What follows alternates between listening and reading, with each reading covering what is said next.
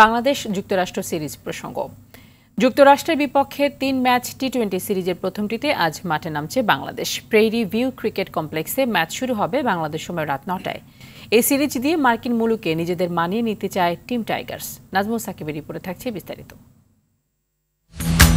টি-20 বিশ্বকাপের বাকি আর কয়েকদিন। ২ জুন থেকে ক্রিকেটের সীমিত ওভারের বিশ্ব আসর শুরু হলেও বাংলাদেশের বিশ্বকাপ শুরু ৮ জুন থেকে।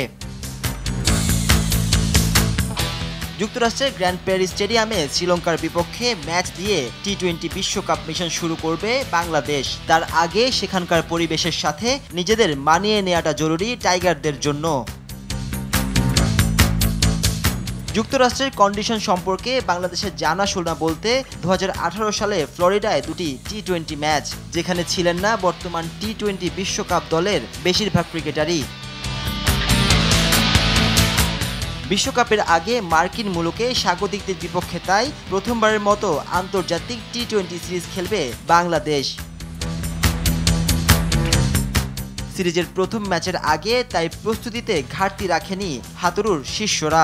জয় দিয়ে যুক্তরাষ্ট্রের মাটিতে বিশ্বকাপ প্রস্তুতিটা শুরু করতে চায় টাইগাররা। নাজমুস সাকিব, RTV।